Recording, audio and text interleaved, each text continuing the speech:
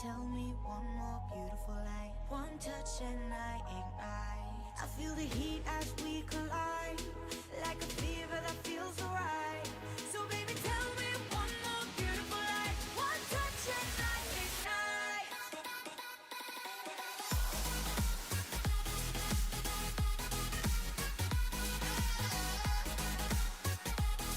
One touch and I ignite. One touch and I ignite. One touch and I ignite. One touch and I ignite. One touch and I ignite.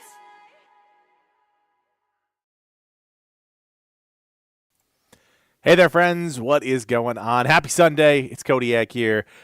Before we do anything at all, we got to check levels because my computer exploded. And I'm assuming that my audio is going to be ridiculously hot. But maybe not, and maybe it sounds good, and I'll take that too. But I'm super excited to be with you guys. It's been 2 weeks since we did this. I missed you guys last week and the week before that, but quite honestly, when a computer explodes, it was the weirdest series of events that I have ever dealt with. I've been building computers since I was 16 years old. That doesn't mean I'm good at it. It just means I've been doing it a lot. And so this rebuild was probably the most challenging that I've ever experienced. And it was just because I swear nothing went right. If you've ever built your own computer, you kind of know, right? Like, you know all the parts you want to get, especially if you're upgrading, right? You do your whole, PC part picker list. You put it all together, whatever. This was a little bit different because I was trying to diagnose what the heck was wrong with my existing computer. My computer has been rock solid for years, multiple years. And so like to just try and pinpoint the problem was not happening. And so after almost a week of struggling, I was just like, you know what, screw it. I'm going to get a couple new parts. Didn't go crazy, just a few things that I knew could be the issue, right? RAM, CPU, etc. Managed to fix it all up. I got rid of a ton of old parts. Like during this process, for any of you guys who ever built a computer, like you just keep everything, right? You keep every spare cable. You keep every every bolt and nut. And I honestly purged. Like, it was a great opportunity to purge. I had 2 towers shells, right? Cases that were just sitting in my garage. And I was like, why am I keeping these? I'm not building a second rig. My kids are not big enough to play on a dedicated computer like that yet. Why am I keeping this stuff? So it was a good opportunity to purge. I still have an entire table next to me filled with stuff. But it was a good time. It was definitely one of those moments where, like, I finally got everything past, like, that hurdle that I was dealing with, and just the wave of relief that kind of flooded over me, like, finally got through that, like, absolutely ridiculous portion of the build that has been bottling me up for a week. So anyways, that's where I was the last week or so. I think Livin and I still managed to do a decent job getting some content out there. You guys know that the Marvel Rivals 1.5 mid-season launch happened. We had early access to The Thing and Human Torch. Those 2 videos are up on the channel. Right now, we've got a lot of cool stuff cooking. One-off videos for the most part, but some really cool stuff cooking. I see you in the chat, Mr. Gilbert. Unfortunately, man, like, I don't know who's making calls on Monster Hunter Wilds, but they skipped your boys at Legacy Gaming, which is fine. Quite honestly, here's the deal with Monster Hunter Wilds. We know it's going to be a huge game, right? Like, Livin and I are very aware of that. It is not a game that either of us are, like, jonesing to play, right? Like, there are games, like, if Fable decided to drop tomorrow, we would be playing that start to finish. But, like, for whatever reason, Monster Hunter just has never clicked with us. We thought this was going to be our first opportunity to really dive into it. We were excited about it, don't get me wrong. But yeah, did everything we possibly could, reached out to all the right people, was even connected to somebody. I'm not going to name names, obviously. But yeah, no, just shitty all around when, you think you're in good standing with somebody. You think, you've done the work to get yourself to that position, and then you just get ghosted. It happens, big creators, small creators, it doesn't matter unless you're at the level of a Tim or a Skill Up or a whoever. It's a very real possibility. And for us, that's not necessarily well known in the review space. Like, we do reviews, don't get me wrong. Sometimes they do well, sometimes they don't. But it's always a struggle. It's always going to be a battle. And we know that, and we're okay with that. But we do have some cool things cooking. Give you a little heads up that Split Fiction, we've got we're playing that right now. Livid's also playing a demo of Expedition 33. So 2 huge games that we're really excited about for March and April. So you'll have some content coming for those. And I don't know what the future holds after that. I think we were all kind of gearing up for Monster Hunter Wilds. We're going to have to figure out what this next couple of weeks looks like as we figure it out, because everybody's going to be playing Monster Hunter Wilds. I think it's the #1 wish listed game this year. So it's going to be a huge game. There's some great creators out there that cover that game. Like, of course, Eric's has been covering that game forever. Boomshot Gaming, I think, got his start covering Monster Hunter Wilds. Channels that we compete with, channels that we look up to. You will find no shortage of Monster Hunter Wilds content out there. But I think this time around, this is one that Liv and I are going to sit out on. We'll see. Things might change. Things can always change. But, honestly, there's a lot of cool stuff coming in March. Atomfall is coming. That's a game that I'm really interested in playing. That's the Fallout-ish game set in kind of that British Isle. So that one I'm looking forward to. And then, of course, like I said, we've got Split Fiction. We've got Expedition 33.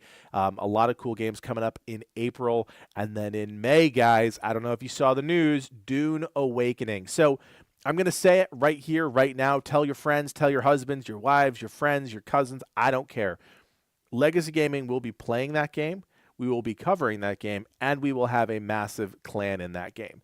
Just like we did with Last Oasis, Lost Ark. If you want to be part of that, at this point, we don't know of any restrictions or caps on a clan, but we absolutely loved doing that with games like Last Oasis and Lost Ark. We are going to try and do that again. It's probably going to look a little different this time around just because Livid and I don't have the 24 hours a day to dedicate to a game like this. I think when we started at least Last Oasis, neither of us had kids. So it was like we could hop on at any point in time. That has changed, obviously. Things are much different. That doesn't mean we're not going to play this game like crazy. Livid has actually been playing in kind of like a closed session. We got invited out to Oslo to check it out. Couldn't make that trip because, man, I would have loved to pick up everything and go to Oslo for a couple days, but wasn't able to make that happen. But we have been following the game pretty closely. I think as we get closer to launch, you're going to see us ramp up our content on that, trying to get access to it as soon as possible to record. Right now, the sessions that we're in, we can't do that in. So more to come. That's all I'm saying. And of course, yeah, I see you guys. Shadows is out in March, George. Of course. I'm going to be playing Assassin's Creed Shadows, just waiting for that key to come down. And then we'll have full coverage of that, just like I did for Valhalla. I think it's going to be a fantastic game if you like Assassin's Creed. 2 different protagonists that you can swap between, bringing different skill sets to the table. It's going to be fun. It's going to be really good stuff. But we have a job to do, and that job to do involves some reactions, right? So we have got to look at all of the great stuff that is coming, because you guys spent, you guys spent, quite honestly, and I clearly botched this by not having this ready to go. I should have, and I apologize. All right. Here we go. We got it up. We have a laundry list of things to cover. Look at all these videos we got to look at. So I'm super excited about this because there's a lot of stuff here to dive into. But before we do that, I forgot one more thing. Before we do that, but Livid doesn't know this. It might be a surprise to Livid. I'm starting to put some feelers out there, guys, for a producer on the channel.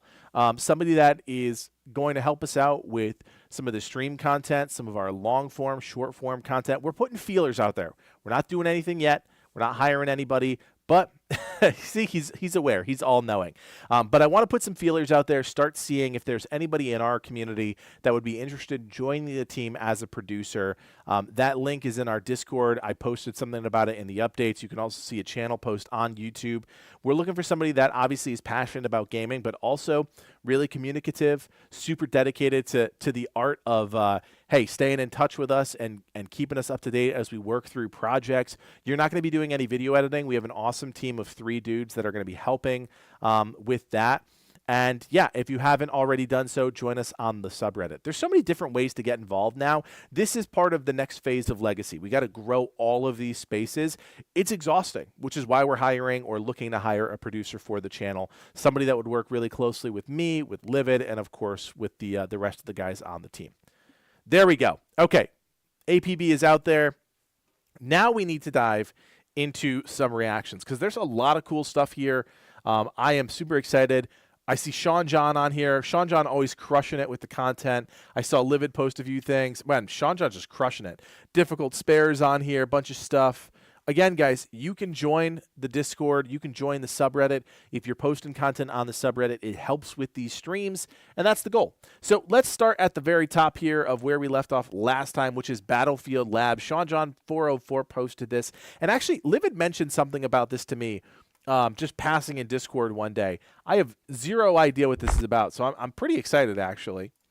And I'm going to remember all of my tricks here, looping, and you guys are going to have to keep me honest on the volume, okay? Because like I said, new computer build, things are going to be probably a little loud. You let me know, and I will adjust. So here we go.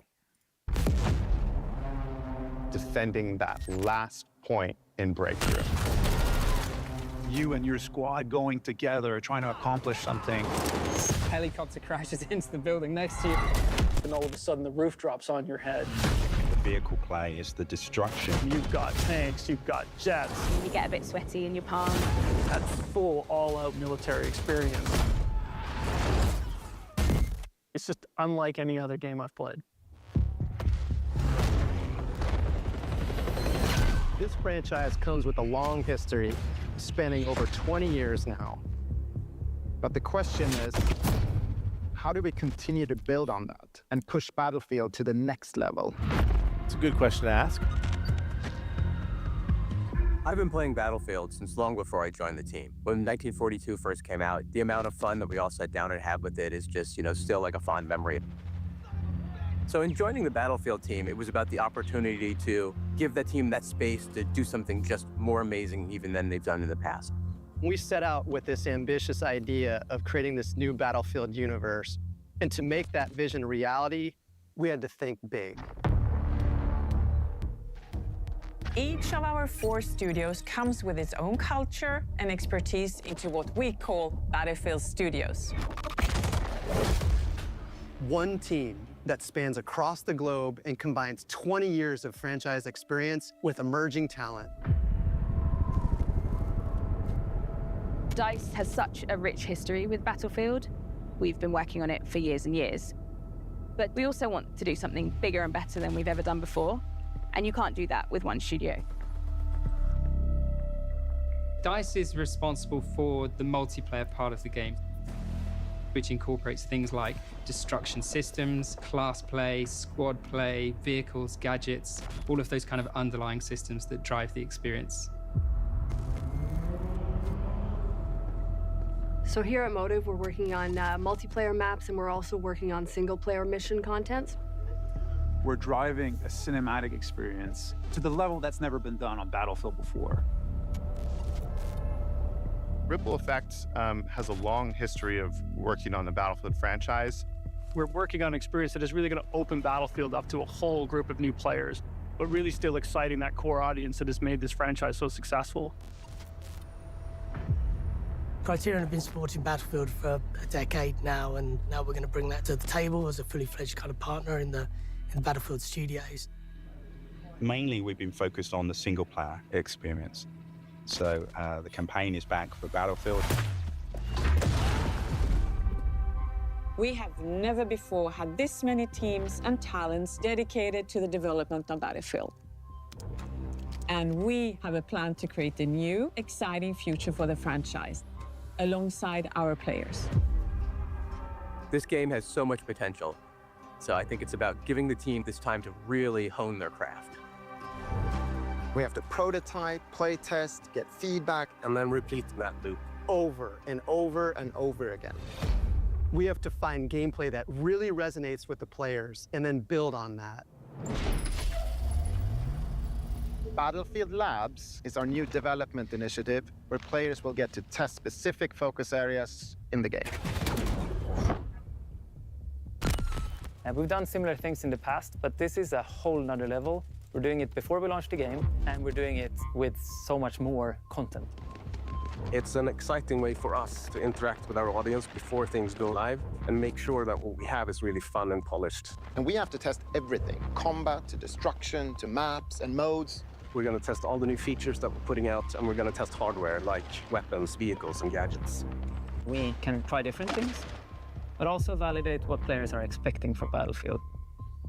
That feedback is crucial in helping us know what to prioritize, what needs improvement, and what feels like a true Battlefield experience. We're pre-alpha, so now is the time to test all the experiences our teams have been building for our upcoming launch and beyond. Join our Discord where you can learn more about our new closed testing environment. We call it Battlefield Labs. Let's build Battlefield together.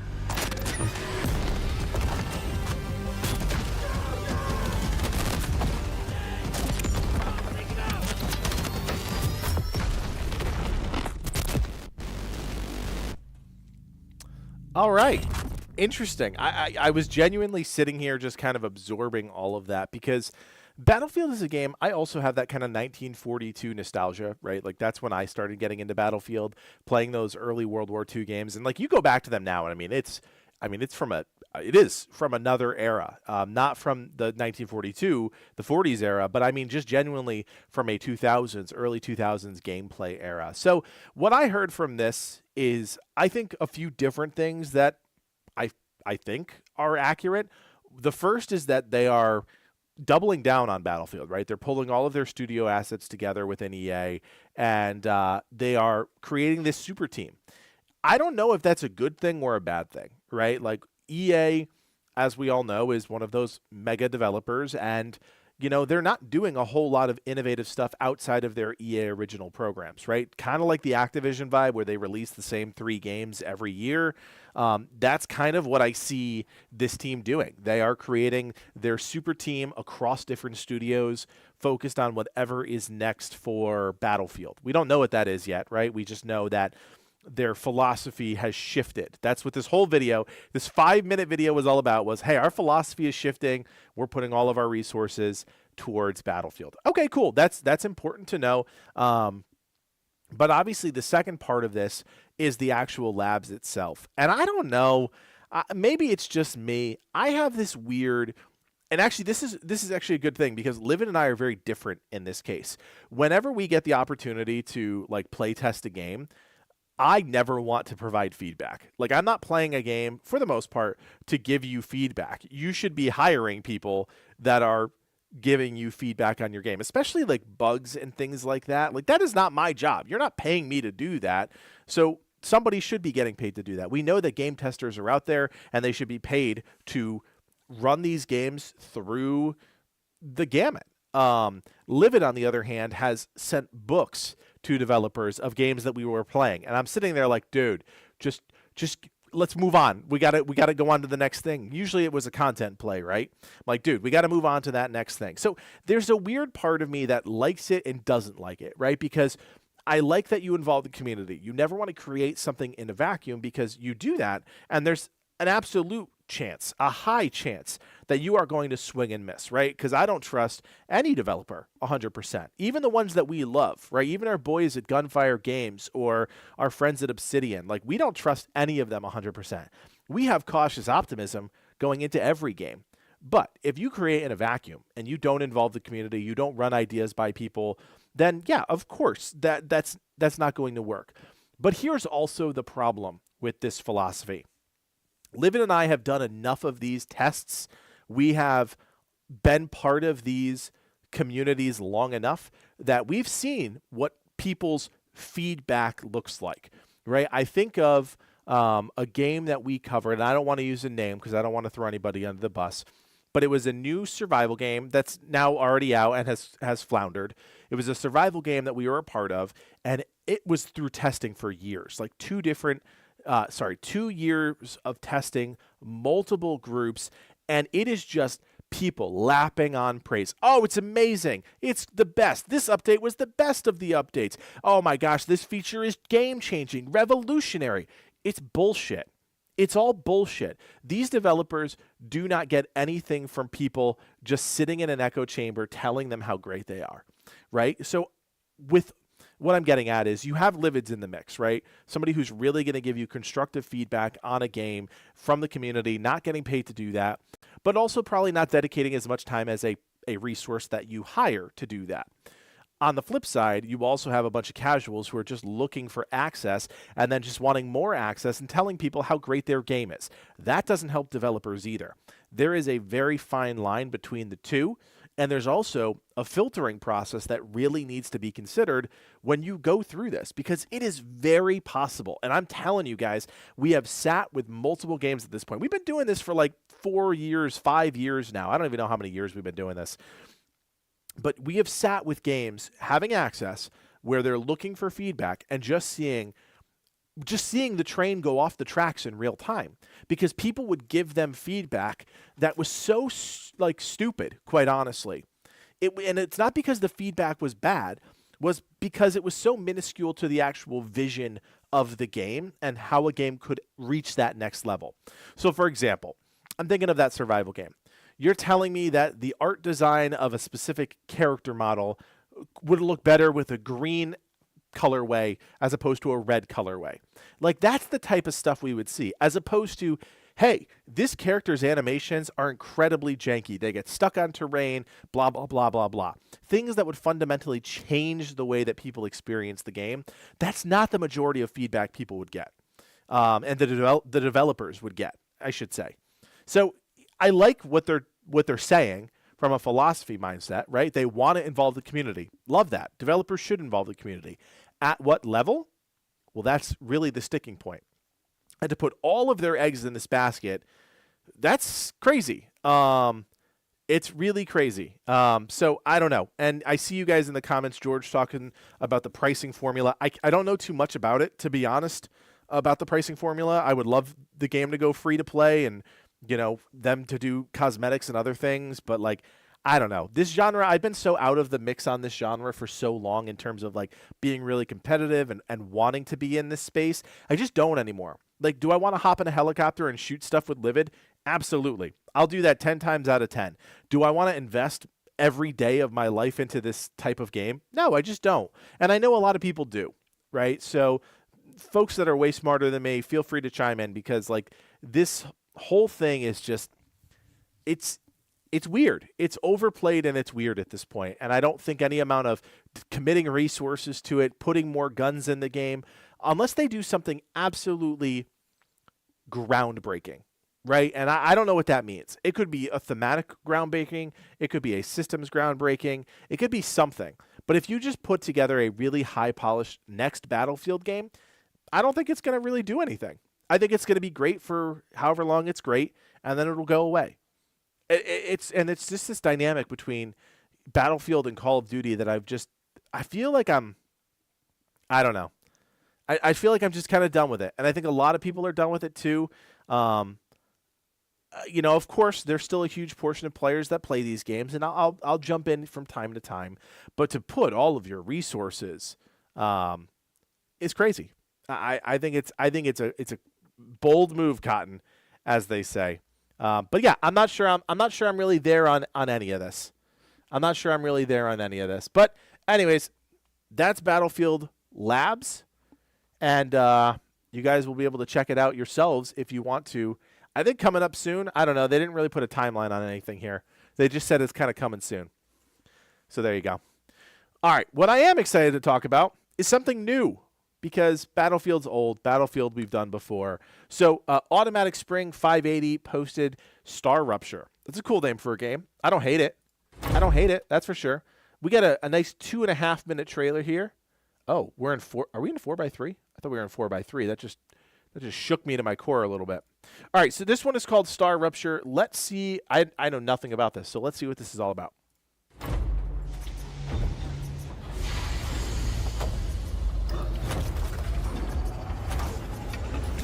Oh. Kind of dark. Ooh, I like Creepy Jar. They do some good stuff. Oh, that's far better looking than I thought it was going to be. Okay.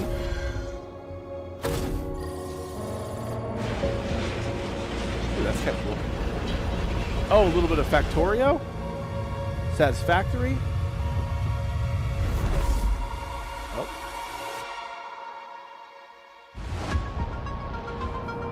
The world's far prettier than I thought it was going to be for a game I know nothing about.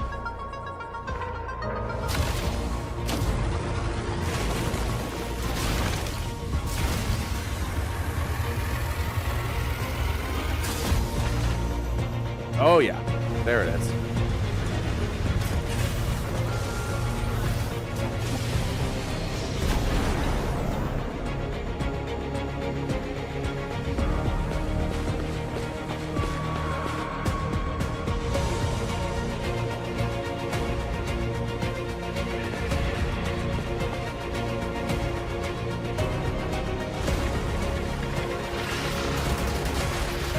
Space fighters.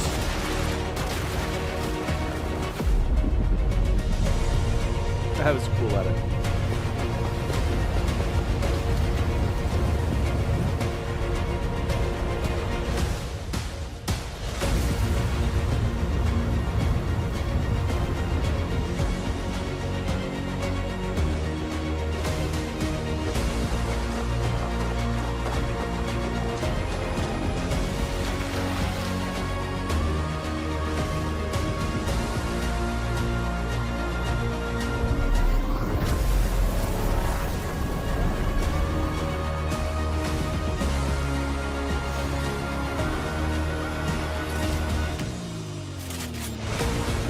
Oh, dang.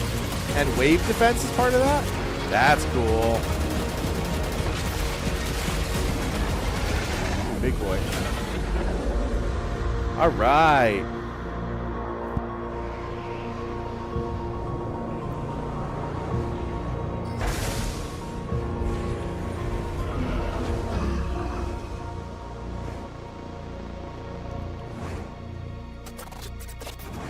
All right, pretty terrible key art there with the cartoony looking characters.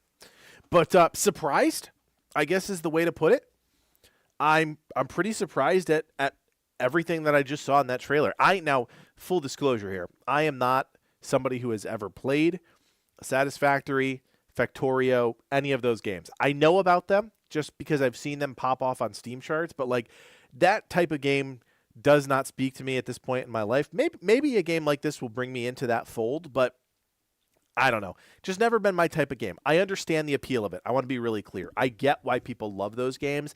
I just have never really gotten into them. So when I see a game like this, that part of it doesn't really speak to me, right? Like, it's cool, right? You're building your factory on this distant space planet because you are a petty criminal, and like that's just what your sentence is, right? Like, that's the whole premise of the quote unquote story of the game. But the actual parts of it coming together is what I think is really interesting, right? So a few of you guys are joking in the comments, Satisfactory plus No Man's Sky, you know, like all of those different themes coming together. And that's absolutely what it is. This part is all about making sure everything works right. Is it seamless for the player? Is it smooth for the player? Does it all make sense? Can people easily grapple with the concepts? And, you know, there's not a lot of resistance there. But all of this other stuff, the exploration, the first-person shooting, the co-op nature of it, and just the exploration writ large is what's most exciting to me. Like, man, yeah, that's cool. If the base is automated and I also need to scour these planets for, you know, blueprints or additional resources or whatever the case may be, I really like that. I also like this part of it too, which is the kind of giant events, whatever you want to call them, the cataclysmic events that change the dynamic of whatever you're on, a mission, a map, whatever it may be. I don't know exactly how it's structured, but I think that's really cool.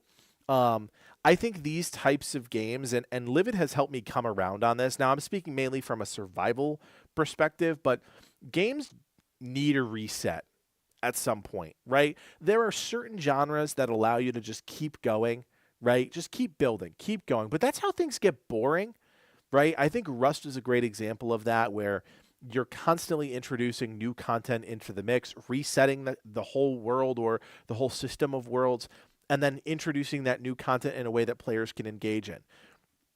I think about what works now in video games, and it's engagement, right? It's keeping players engaged and invested in your games long term. Well, if you never change the formula, especially at a regular cadence nowadays, you're going to lose. That's just the bottom line. You look at the games that are thriving right now. Look at Marvel Rivals. It's a perfect example of a game that's thriving right now, February 23rd, 2025. It's a game that is introducing new characters at a regular clip, introducing new maps, resetting, you know, competitive ranks. That's a completely different genre, right? But what I'm getting at here is that you can do that in other genres to keep these types of games fresh.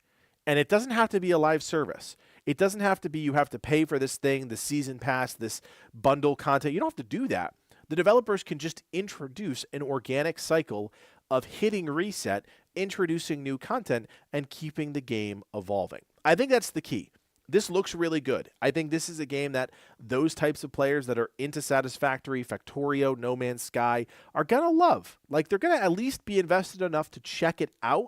I am. I mean, it looks really cool. I don't know enough about those genres to, like, say if I'm going to play it or not right this second. But, like, okay, Star Rupture, I didn't know you 7 minutes ago, and now I'm into it. So I think the game's got a little bit of promise there. I think it's worth checking out if you're into this type of stuff, because what I'm seeing here, what we're looking at together, is actually pretty cool. So that's Star Rupture. All right, moving on. We have got Wu-Chang Fallen Feathers Dev Diary. I don't know anything about Wu-Chang. Oh, this video is... Oh, okay. It's only available on YouTube. Watch on YouTube. Oh my gosh, it's 7 minutes long. We're not going to watch this right now. That's too much work for right now. I want to watch more. I want to watch more stuff that's real. I don't want to watch a Dev Diary right now. Come on. All right, 11 minutes of Exoborn gameplay. I could be interested in this. Oh yeah. This is like legit gameplay. All right, so this is from Sean John 404 on the official subreddit. Exoborn gameplay walkthrough. Now, Exoborn, I think we did a video on this a couple weeks ago. It was like a teaser trailer or something like that. I'm going to say, for all intents and purposes, I don't know anything about this game, but I'm excited to watch 11 minutes of gameplay, because ultimately what sells me as a gamer is the gameplay. Does the gameplay look good? Because all of your cinematic trailers, all of your animations, none of that's going to sell me. Does the gameplay look good? So we're going to check this one out together. This was posted on IGN, so we got a little bit of an IGN watermark. We'll get through that together, I think. All right, here we go. All right. Here we go. Hello, Brindley Gibson here, executive producer at Shark Mob, and welcome to Exoborn. World looks pretty cool. You are an Exoborn warrior in a world torn apart by deadly storms and apocalyptic forces of nature. Empowered by your exo-rig, you scavenge, craft, and fight to survive against enemies from the sinister Rebirth Corporation, vicious bandits, and other hostile players. So extraction shooter, maybe? This game is all about high risk and high reward, making tactical decisions on how best to make it out alive. Oh yeah, definitely extraction. We join our team ready to deploy into the world. Having an exo-rig means you're stronger, faster, and tougher than a regular person. For example, we have no fall damage, so we don't have to worry about heights. Once deployed, we can decide what goals we want to achieve in this session, whether that's completing missions, the current active map operation, or just Cool going looking after map. some I good like old that. PvP. Opening So the map, we can see PvEvP, points of interest and get an extraction idea for shooter, where the more dangerous we're in a party areas of are. 3. Here, the team have decided to try their luck going after a rare artifact. That's really far away from them. But okay, let's do Up it. in front, you can see we are immediately faced with the threat of a number of tornadoes. But if we're careful, we can take advantage of this windy weather by opening our gliders and leaping into the air for fast traversal across the map. On this rooftop, our team have come across some bandits. These are the Bodkin, ruthless killers, but for you and your exo-rig, they should be no challenge. Using the resource scanner, Looks a little the team clunky can see from the scavenging gameplay. opportunities. We check I like what the is in scan, each that's cool. container, and then we can move it over to our backpack. The longer you take, the more at risk you are. This is a low-risk area, so no high-tier loot. More Bodkin. Kodiak pings them for the team. Wait, what? I just realized that. Main guy's name is Kodiak. That's funny. Kestrel uses their wind blast to knock one back. I Bandits swear it's have not me playing, reinforcements. guys. Behind them, a massive tornado. Kodiak fires an incendiary grenade. The tornado has passed over fire and becomes a deadly firenado, Oh, hurling okay, that Bodkin and Kestrel into the air. Oh boy. Though Kestrel takes some Did they damage, die? they use their glide ability to get to safety. The Kodiak, on the other hand, uses Fortress, which keeps their feet firmly on the ground.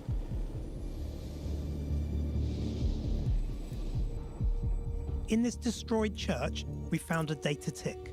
We can hack these devices to unlock permissions on our digital lockpick, which in turn enables us to open locked Rebirth containers and doors.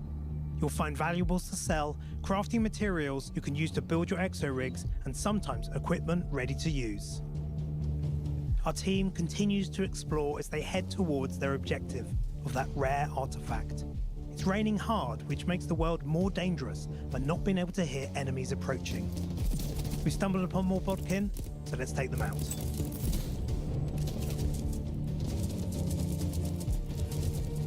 I want to highlight the counter in the top right called Rebirth Trace. Rebirth are the big bad, and as soon as you insert into a map, they're trying to track you down. After 20 minutes has elapsed, they expose you to all the other players.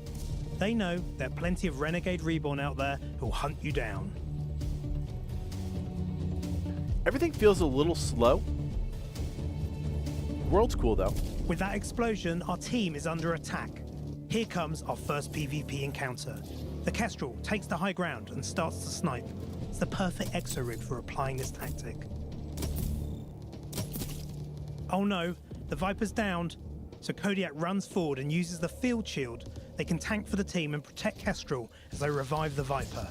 It's always important to revive your teammates to keep them in the fight. You are never wiped until the whole team is down. The sudden storm unleashed by Kestrel flushes out the enemy, turning the battle. Kestrel attacks from above. The Viper closes the distance and finishes the remaining enemy with their blade.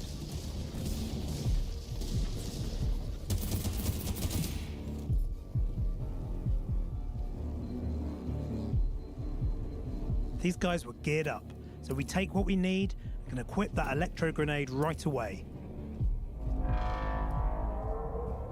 That PvP encounter could have gone the other way and ended our session. Whether it's the weather or other players, you always have to be ready to rethink and adapt your strategy. The weather is changing too. heavy fog is starting to roll in. And as we're close to a rebirth facility, that means rebirth shepherds are out in force hunting. These elite troops are extremely dangerous and aggressive enemies. Our team doesn't like it, so they decide to get out of there. A rebirth buggy is a great way to make our getaway at pace. All three of the team can get on board and race towards that artifact. Not even gonna say what that looks like.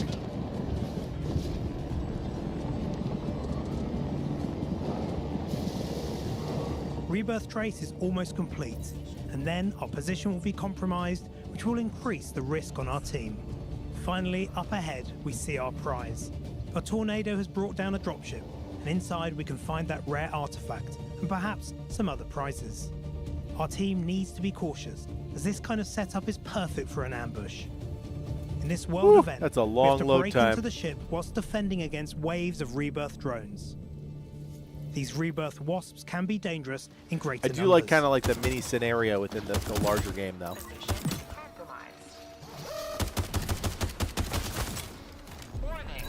Yeah, 3 players is like the perfect number. Best. I agree. After the team cleared out that first wave, Rebirth is dropping in reinforcements. We've got a Scarab to deal with. This drone is powerful, and the team will need to work Oh, that's a together big boy. to take it down. Holy moly. It's time for the big guns. The Kodiak uses the shield, drawing the drone's fire. Kestrel takes the high ground and cleans house, then lays a minefield, a powerful ability reserved for the tougher fights. I like that the Kestrel character can just like Viper zip line uses up the that high electro cover grenade and they looted go earlier, nuts. stunning the Scarab, allowing to finish it off with a few well-placed shots. Now the countdown is complete and the ship is open. We can grab the artifact and loot these containers. A lambda key. And some gold bars. Nice. It's time for the team to extract. Using the glider in an updraft is a great way to gain verticality. A key part of Exoborn is a free-flowing movement, linking your different exo abilities together. A little hover like the action, I like grapple, that too. Glider, sprinting and mantling to make your way swiftly through this broken world. The completed trace activates a second timer, the kill switch. If we don't extract before the timer hits 0, we are dead. You hear that sound? That is the Rebirth Tower activating, which means a major weather change is on its way. We're approaching the extraction point with multiple tornadoes adding to our troubles. It's an ambush. Viper, detonate a screen grenade to provide cover. That's actually one of the better smoke screens Extraction I've is seen. triggered by this beacon. Once activated, it takes time for the dropship to arrive. The enemy have taken great positions around this site, and Kodiak is down. Come on, Kodiak. Oh my gosh, what a bum. Just in the nick of time, the Kestrel leaps out of the way of an incoming carpet bombardment and soars into the air. I totally miss how he just like actually escaped that. He just like shot up into the air and was like good.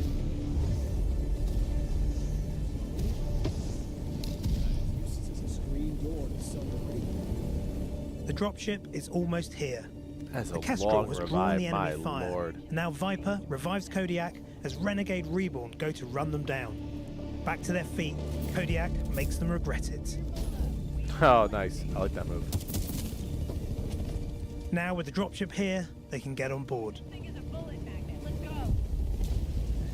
However, Kestrel finds themselves a long way off and needs to get to the chopper. Kestrel, no! Using the power of those tornadoes crashing through the site, they get high up. The rest of the team lays down covering fire.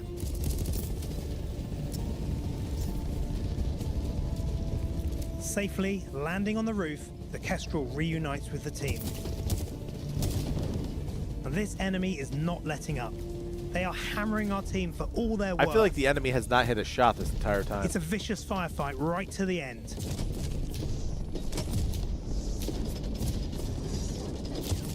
With the doors shut, finally, our team is safe.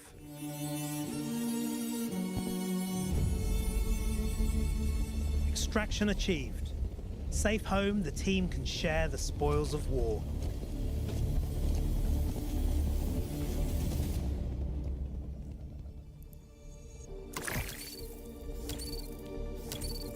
this artifact contains some awesome gear. The team also have valuables to sell, cash and resources to upgrade and mod their exo-rigs as well as their weapons. Then get ready for the next round. At its heart, Exoborn has 3 core concepts: the high-tech exo-rigs and their wide range of abilities, the dynamic and dangerous forces of nature, and high-risk, high-reward gameplay. What makes Exoborn unique is the synergies between these 3 concepts, where each element interacts with the other, creating emergent moments and an ever-evolving way to play. And we invite you all to the playtest starting this Wednesday, February the 12th. Go to our Steam page to sign up, and we hope to see you in Colton County soon. And remember, be a force of nature. Yeah, I mean, look, I think it's a really interesting concept. I don't think it's necessarily innovative. I use that word cautiously here because the exosuit concept is really cool. I like the exosuit concept, right? Because that gives you the permission as a developer to give the player a lot of different autonomy over their characters, right? They made a point of talking through that entire gameplay walkthrough of the 3 different characters, Kestrel, Kodiak, and Viper, and how their exosuits were all kind of designed for different things. That's a lot of fun. I like that idea. I don't know exactly how that plays out, if everybody just has access to all of those or you have to unlock them, right? Like there's all those factors to consider. But the gameplay itself is pretty interesting. I think right at the end they hit on it. Their 3 core concepts, or their 3 pillars, are the exosuits, the weather, and then kind of that high risk, high reward gameplay. It's good to have those pillars, right? You need to have clear objectives when developing the game, so that translates to the player. I think the action itself looks pretty good. Some of the weapons sound a little plinky. I don't know if they have the impact that necessarily I'd be looking for. But there's just something about it that like feels a little mid. I don't know exactly what it is, and maybe that means I should go into the playtest and check it out, because I don't want to just assume a game is mid, right? Like the graphics look good. I love this map interface. It looks really cool. But you know, we've seen a lot of games that kind of look like this, especially in this genre. This genre is really hard. I don't know, and maybe you guys have some thoughts on this. I don't know what it is about PvEvP extraction games, but the genre has just not taken off the way that I thought it would, right? There's so many cool things here. You got the PvE components for players that are interested in that side of things. Then you've got the PvP components for things for people who are interested in that side of things. Why it doesn't translate to a super wide audience, I don't know. But there is no extraction PvP game that is like top the charts, has been for years, right? And continues to just be dominant. I think some of the bigger games, right, like the Fortnites, the Call of Duties, like they have all dabbled in this idea, right? Like I know Call of Duty definitely has, but like there's been a lot of different games like this, and I couldn't even tell you their names because we've played a bunch of them. Maybe you remember the name of it, but we played one where it was like snow themed, and it was groups of 3, and like Livin and I, we were like, I don't know if it was snowboarding down mountains or something like that, but it was very much like a frozen tundra themed, and it was a PvEvP extraction game. There was one on Epic for a really long time. I can't remember that one's name either, because that's what happens with this genre. These games kind of go, you know, they have a moment, they have a moment in the sun, and then they just kind of disappear. And I wish I could figure out what the reason for that was. I even think of games like fantasy styles of PvEvP extraction games, right? Like we played Hero Royale for a long time. That was a fun game. It was like Fortnite, but it was medieval themed, right? Magic and swords and shields and stuff like that. None of these games seem to last for whatever reason. So District, I see that you're playing it. You're under NDA. Totally appreciate that, man. But yeah, I can see that being a huge issue, right? Camping extraction points being an easy way to just make this game not fun. And I think maybe the extraction part of it is part of the problem, right? I don't know if that's for sure, but like the core gameplay is rightfully the most important thing, right? Going around, having these PvE moments that are actually impactful and meaningful, the PvP being good, the gunplay, the ability gameplay, all being really solid, but then you get to the end and you just lose it all, right? And like that's the idea of an extraction game, but maybe that core concept is part of the problem. I don't know. It might be because, yeah, Elband, you put it well. Like some people are into one or the other, PvE or PvP. Yeah, I don't know. And a lot of it, yeah, District, to your point, it's gonna come down to some of the nuance, right? Like, okay, does your time to kill feel good? Does the time to open a chest feel good, right? Like, does the time to activate, like that dropship that crashed, opening up the cargo bay, does that timing feel good? A lot of the timing stuff really matters when it comes to a game like this, because that's what's going to keep you in the flow of the moment-to-moment gameplay. If you're not in that flow, then it's really hard to get into these games. But if the flow feels really good, then yeah, you can vibe with a game like this. Yeah, no, Patrick, that's exactly what I'm getting at. The core concept, I think, might be flawed. I think you're right.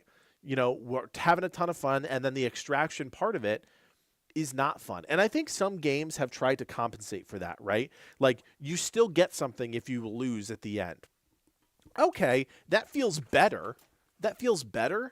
But it still doesn't feel good, right? Like, and of course, we can't always win every round, right? Like, that's not the case here. I'm not saying everybody needs a participation trophy, but in a game where you are actively trying to scavenge and craft and collect and do all of those things, to lose all of that at the very bitter end, I don't know. It doesn't feel good, and maybe that's part of the issue with the core concept. District saying that the maps are really big so they don't feel pigeonholed. Yeah, I mean, that's always good too. That's another one of those nuanced things, right? You want to make sure that the map feels right, proportionate to the number of players, the PvE activity, all of those things. So that's a good sign, right? But yeah, there's more to it than any one thing. I think it's a combination of things. I actually really like this PvE event, getting this artifact, the big old drone that they dropped down. I thought that was really cool. Some of the basic stuff, like once that first sanctuary beacon goes off and your entire team is exposed, I thought that was an interesting concept, forcing the PvP, and then the kill switch obviously being activated after a certain amount of time, you know, killing your whole team is a pretty standard like BR tactic. But yeah, I don't know. I think it's a cool looking game. I don't know if it's necessarily going to grab the masses, but you know, keep an eye on this one, right? If you're into extraction shooters, PvE games, and you like both sides of that coin, keep an eye on this. This is called Exoborn. 13 days ago, 119,000 views. Not bad. I mean, it's not bad. There is a playtest going on. I don't know if it's still going on, but there was a playtest going on. So there you have it. All right, I'm going to take just a quick drink break here, guys, before I dive into the next one. This is what happens when you don't do this for a couple weeks. You just lose all steam. You just absolutely lose your steam. Yeah, I like that District. I mean, I like that idea, right? If you're playing as a trio, you should only be fighting trios. You wouldn't be fighting solos or duos as a trio. I think that's actually pretty standard across the industry at this point. All right. Next up on our list, we have Tides of Annihilation. Sean John 404 posted this. This is the announcement trailer. She's giving me some creepy evil doll vibes, but you know, who knows? Oh, it's an Xbox game. I must have missed this one. This almost gives me like Lies of P vibes right off the bat. So we're gonna see if my gut is right, and this is some sort of Soulsy type game. I have no idea, but we're about to find out. Tides of Annihilation, first reveal. Let's check it out.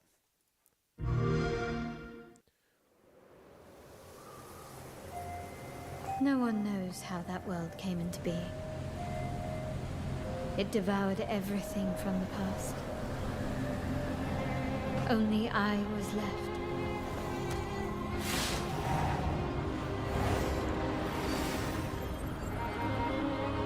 That was a fatal mistake.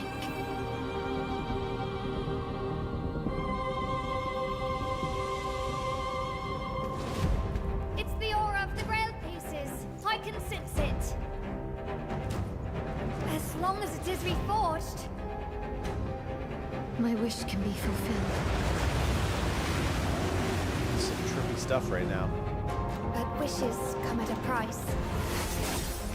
To pursue one's wishes is to court I mean, I'm one's definitely doom. getting some FromSoft vibes, right? Ooh, frame rate issues there, but it's okay. We can allow it.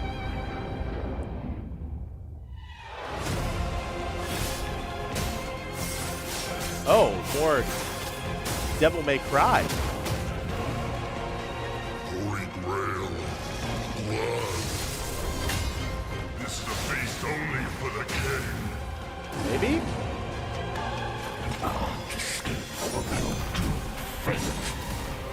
Gwendolyn, this is your final warning.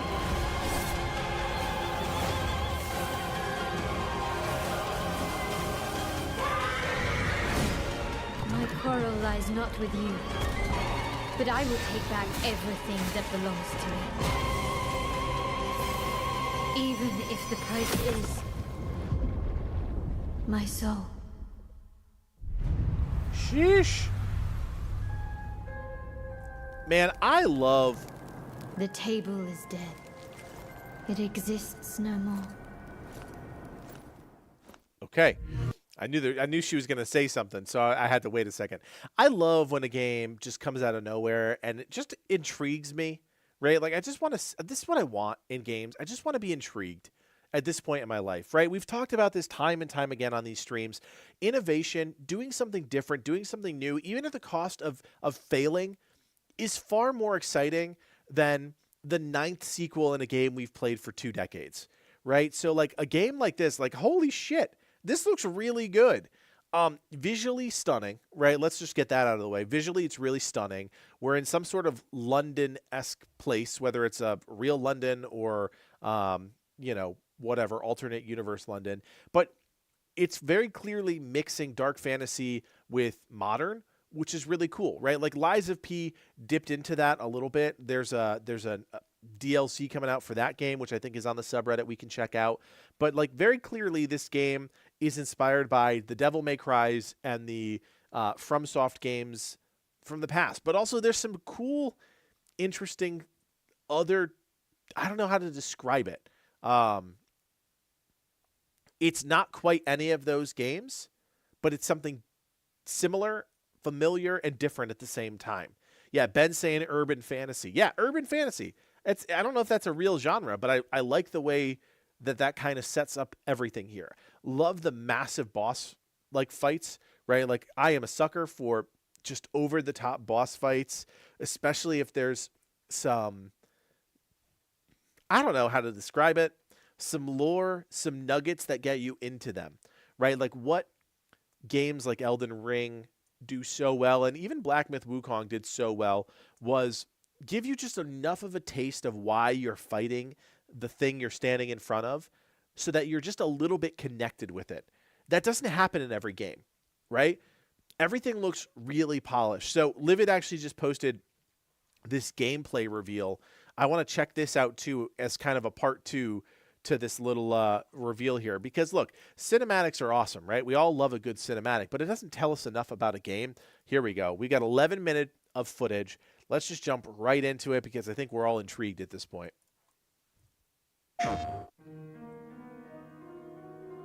Oh, it's like just literally raw gameplay?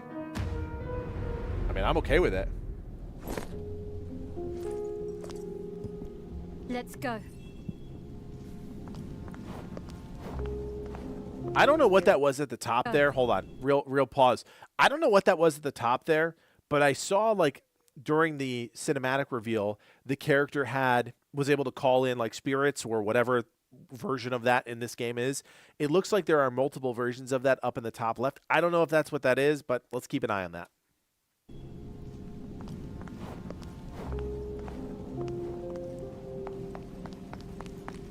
Oh, it's the Knights of the Round Table? That's dope. Oh, this place was fine before. Yeah, really cool looking world. Urban fantasy. Man, if that's not a theme or a genre, it needs to be. car? It's too small. It's a baby carriage. Ah, a baby. I'm so sorry for everything that's happened to you.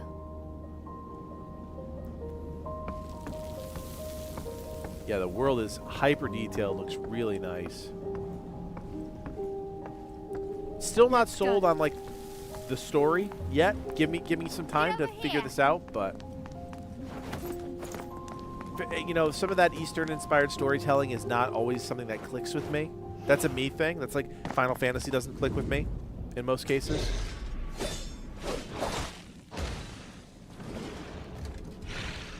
All right, I like him. Yeah, man, the visuals, like just the detail of the armor on this little minion is really impressive. Oh yeah, action game. Not sold game, action game. Let's be really clear. Yeah, Patrick, I don't know what it is, man. Like, there's something about that kind of storytelling that just doesn't click for me. Yeah, Liv, that's a good way to put it. Yeah, like a spell sword. I like these spears she has access to. I want to learn more about them.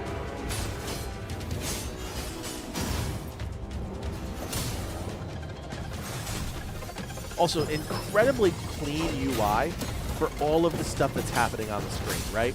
You're not seeing a million things pop up. You're seeing a lot of action, but you're not seeing a million things pop up that are telling you what to do or things like that.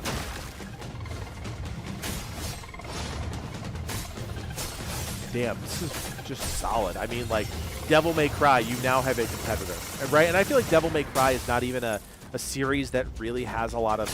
It's got name ID, but it doesn't have a lot of staying power anymore because there's not enough of them that come out.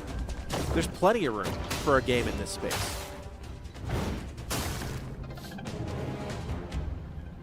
Yeah, really solid. It's like ethereal piano track is really getting me too.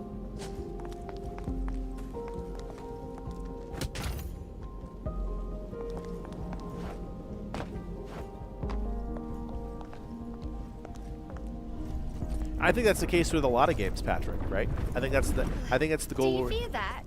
Every game. Just a fold realm. For the most part. Scarlet Waters, run! I don't know what is happening. This is some Inception level craziness. Quite literally, Inception level.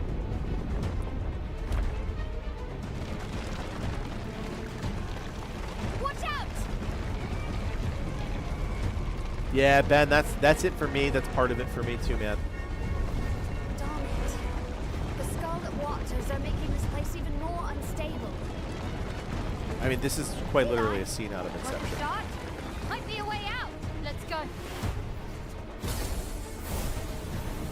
What is happening?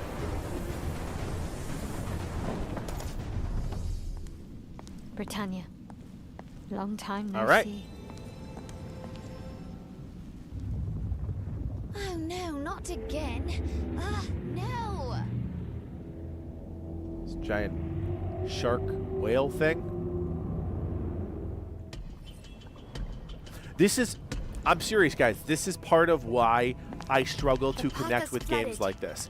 I love the action, the visuals, the action, what I'm seeing, I love. I have no idea what's going on. And that's a problem for me when I play a game like this. Like, I just want to feel grounded, even in a fantasy game, even in an urban fantasy game, right? I want to be grounded in what the heck is going on with a story that I can at least connect to. Up here. Just knock down the pillar. Don't forget, knights don't fear the Scarlet Waters. All right, press R2 to summon the support knight. There it Now we is. can get across. So I think, George, you were right. That Knights of the Round Table supporting, you can summon these supporting knights. Kind of cool. There's definitely a story there, right? In terms of how she has access to summon these knights. I sense danger. Seems like that's where we're headed. Once we go in, there's no turning back. We need to be prepared.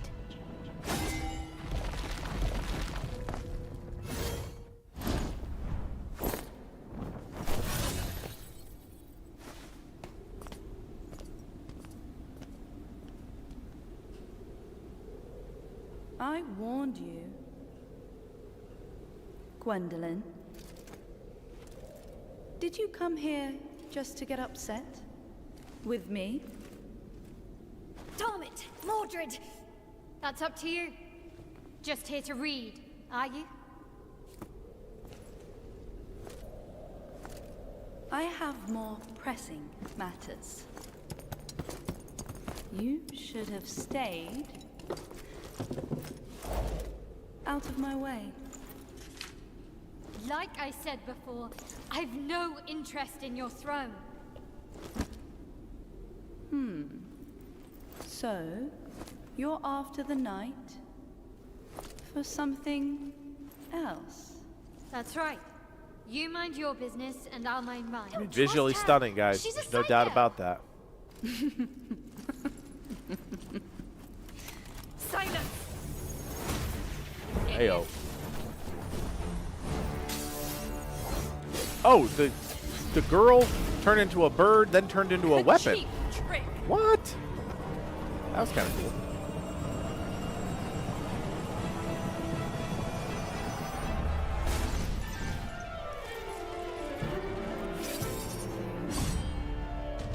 All right, let's see the boss fight. Let's do it. Clean UI, man. I love the clean UI. One of my biggest complaints for most Eastern style games is that the UI is just an absolute hot mess. So, and just again to reiterate, action game, not a Souls game. Very clear. Ooh, little This is all you've got. cinematic sequence there. Bow to me. Half-baked trick.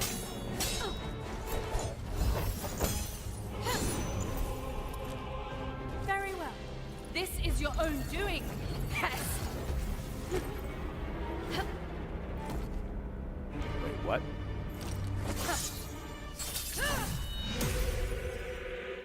What's happening? Duels of Fate? You're Anybody a else right hear that pain, Duels of Fate aren't music? you? You'll soon That was pay the awesome. price. You're nothing. Also, how did we trigger a phase 2 already? Maybe they just sped it up, but like, I feel like we didn't even do anything.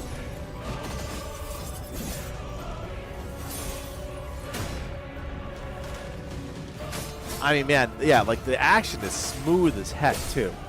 Like you can tell when you're watching a game like this if the action translates to playing it firsthand. And yeah, this is smooth action. You can just tell. What a beautiful sight. A perfect picture of failure. Dang.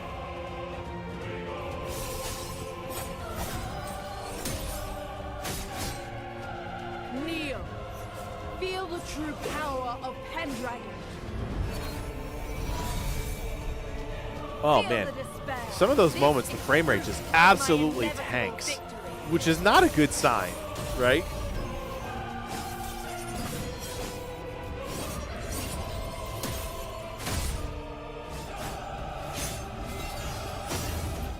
How is this possible?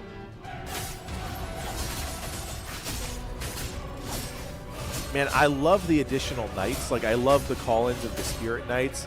I really want to understand that mechanic a little bit more.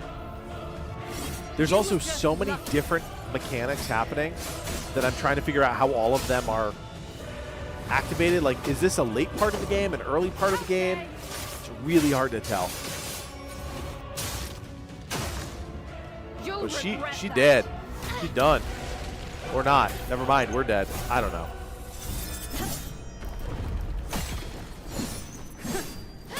These cinematics are nuts, though. You're nothing but a bug. Well, I'm destined to have it.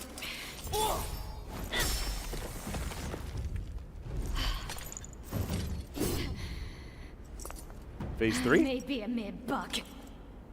But who the hell do you think you are? Watch your mouth. Face it, you're just a discarded pawn in this game. Damn you! I'm Pendragon. No one can cast me aside, ever. Oh, dang. All right. All right, now we're just going to get like a little hypercut here. Yeah, clearly Arthurian legend. No doubt about that. Alternate. Ooh, there's the dragon. Sheesh. I mean, yeah, you can't say this game doesn't visually look awesome. You know, I have no idea how any of these abilities or anything are happening, but like very clearly, like to Livid's point earlier, she is a spell sword of some sort, and it works really well. It's story. It's going to be story for a game like this. I got to figure out how the heck all of these pieces connect. I got to even see if I can be engaged in the story, because that's truly it. Like, I'll play any game for the most part if it's got good gameplay. But if the story is not there, you know, it's very possible that I won't get into it. So yeah. Anyways, guys, I'm gonna hang here. I don't need to bake this one too much longer. I think we all watched it in real time together. Tides of Annihilation coming out of nowhere. Sadly, it says it's only in development for PS5. I hope that's coming to PC too. I would be bummed if that is a PS5 exclusive, which stinks. Eclipse Glow Games, I don't know, but like, man, I'm interested in that game. I like the gameplay. I got to see what the story shakes out to be. But yeah, man, it's a good looking game. Thank you for posting that one. That was a Sean John. Thanks, Sean John. Appreciate you, brother. Guys, there are almost 80 of you guys on the stream tonight. So here's my plug. If you are not part of the subreddit, please join. All of these guys who have done the heavy lifting over the last couple of years, like I've been streaming for that long, couple of months posting content. We'd love for you guys to join us. The goal now is to get to 100, right? We got to 50. The goal now is to get to 100. All we're doing is going through this feed every week, reacting to some of the content that's up here. We've been going through, I think we've done 4 or 5 already tonight. We've got a lot more to go through. But if you're not part of the subreddit, you can join right now. It's nothing crazy. Just ask that you post one video a week, one article a week, so that we can dive into it. That's all. That's all I'm asking. All right, we're going to keep moving here because it's already 10:15. South of Midnight, deep dive hands-on. Hands-on? There we go. I got to tell you guys, we had the opportunity to play South of Midnight early, except, and it's a big except, it was only on console. And Livid and I don't have access to a console. We only play on PC, so we had to miss the Oppo, which stunk because I have been really interested in this game for quite a while. I love games the in this podcast range. Oh my gosh, this is a 28-minute video. Huh? We're not watching this. We're going to watch this gameplay section for sure, though. We're just going to watch that gameplay section, and then we'll, yeah, we're not watching a 30-minute video. But yeah, I'm super pumped that this game is coming out. Seems like people are interested in it. I just wish that we had the opportunity to actually go hands-on ourselves because, yeah, we're only on PC. We didn't have a console to play this, and that stunk. All right, let's check it out. We're just going to watch the gameplay portion of this. This is probably after the hands-on period that a bunch of creators and agencies went through to check this game out for the first time. So we're reacting to it fresh. We did not go hands-on, to be very clear, but very invested in this game because it looks awesome. Possible. Okay, let's talk about gameplay. Let's when do we it. were playing, it felt so smooth. So could you tell us a bit about performance and what you're targeting? Yes, so we're targeting 60 FPS on Series X and S. You know, the game has this very handcrafted approach to it. It's got its own unique animation style. And we also provide different accessibility options in the game. This was one of our main focus. So you can disable the stop motion animation in gameplay if that is your preference. Let's talk about the combat a little bit. I think you just said you at the could turn very it off beginning of the then. game, it starts off pretty simple. There's some melees, there's a charge attack that you can do, and there's a dodge that actually hurts enemies, which I think is really cool. We played Chapter 3, throwing in spells, pushing and pulling, and there's a debuff spell that sort of freezes enemies, the haints in place. There's just enemies coming from all different directions, different types of enemies. We're talking about the story and we're talking about all these things, but then you run into, some pretty tough encounters by the time you get the battle really going. So how do you balance the flow to keep the story going? Yes, so it's twofold, really. So our main intention with the game was to create a narrative-driven third-person action adventure, linear game that focuses on cinematographic action and storytelling, right? So there was always that idea when we build the levels of pacing.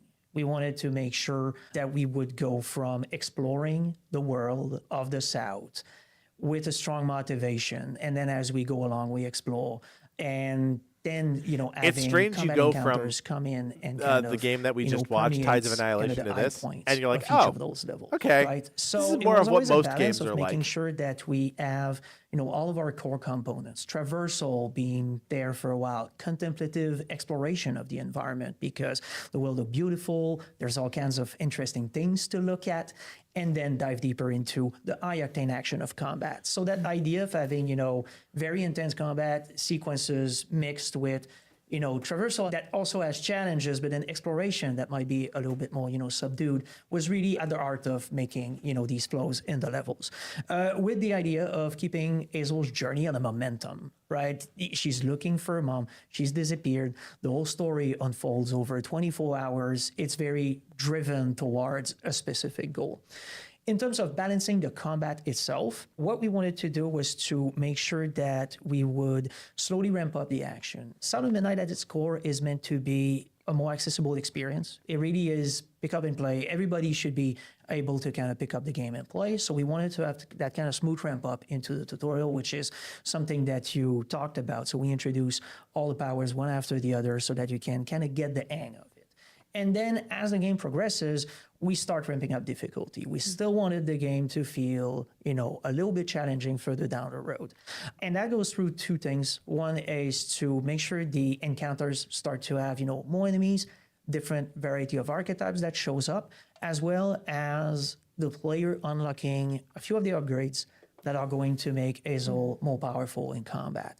And that feeds back into what I was saying about pacing, having these moments of contemplative exploration, of collecting our currency called floofs. Hazel names about every powers or thing she finds in the world. But the floofs will allow you to, they're little pockets of strands that you can use to upgrade your powers.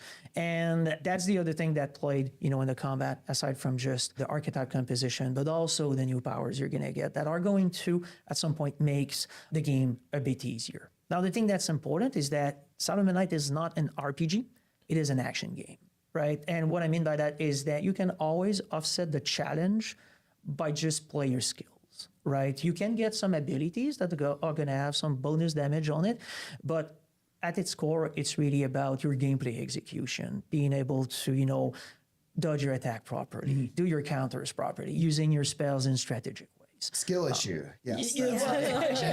Like I said, we do provide tons of different difficulty settings, and we do have one of them that is a bit more on the harder side for the more technical players around, but also two of them that are much more easier, much more story driven. If you just want to enjoy the ride, it's also part of that. Yeah, talking about that perfect dodge, which emphasis on perfect, some more successful than others, but you damage the enemy with that perfect dodge. Has anyone in the office, how far have they gotten with just? All right, I think I've really seen enough. Honestly, I find some of these interview type things to be a little terrible, I think, for lack of a better word. Whenever we talk about things that gamers for the most part know intrinsically, wow, you unlocked an ability, tell me more about that. All right, guys, we've been unlocking abilities for decades at this point. We don't need to pretend like that is some new and innovative thing. I will tell you a couple things about South of Midnight as we just kind of watch this gameplay down. I really like the stop motion artistic style this team is taking with the game. I think it's different, right?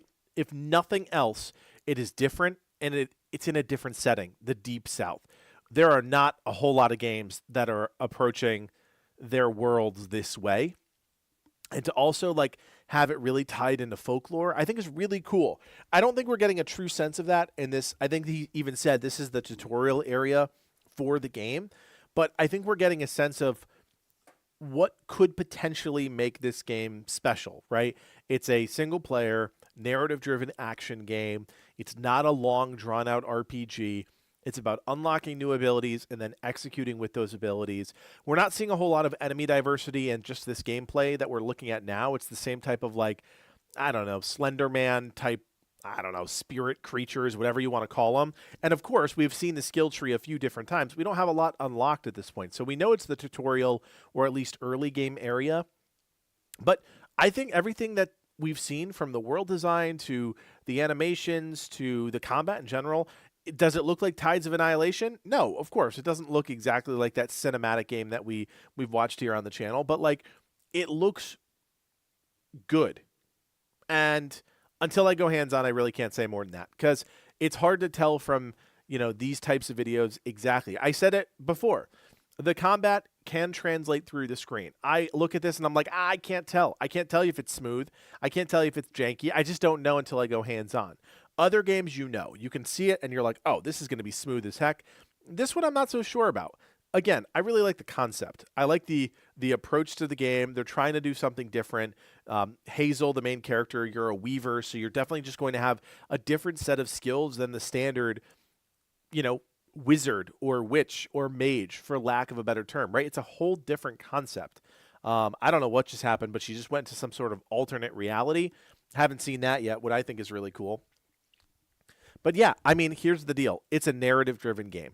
If you are the type of person that likes narrative-driven adventures, then this might be one that you like, right? Think of games like Uncharted, right? Single-player, narrative-driven game. Think of games like Tomb Raider. A little bit more action-heavy, but still very much a narrative-driven experience. And I think that's going to be the case with this one. I hope it gets the recognition, or at least just the initial play that I want it to have, just because, again, it's doing something different, and that is something that I really always want to encourage developers to do. Just try and do something different. Try and put yourself out there. I think South of Midnight is doing that. Whether or not that translates to most players, I don't think it's going to be a gangbuster. Let's just be really clear. I don't think this is going to top the charts, but I think it could be something special for Compulsion, right? A smaller studio within the Xbox portfolio that hasn't really had a big hit. They've had a couple good games, but they haven't had any big hits. So excited to see where this one goes. And I think it comes out in April or May. So it's coming soon. So hopefully we will have a review for you on the channel, because the review codes are not locked to consoles only, which would stink. All right, let's keep moving. Oh, man, I saw this one the other day, and I didn't watch it because I knew somebody was going to post it here on the subreddit. The Borderlands 4 launch date trailer.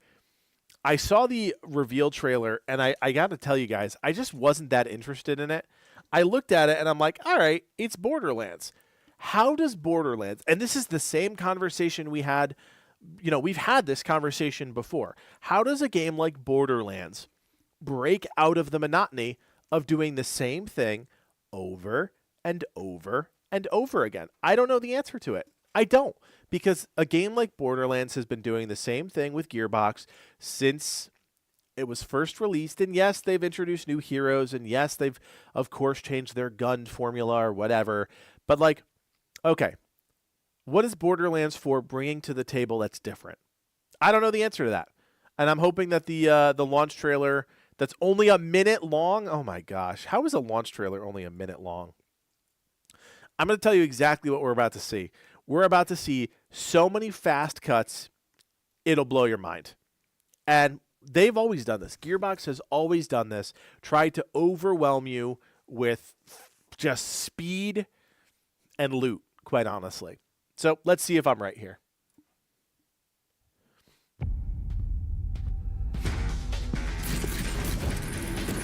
Yep, we're starting with loot. I called it. I called it.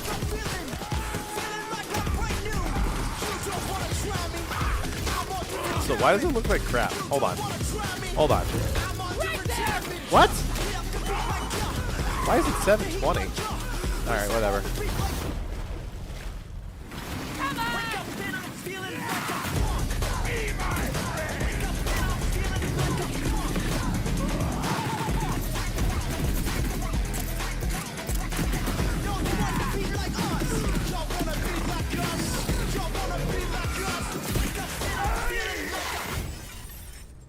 Huh.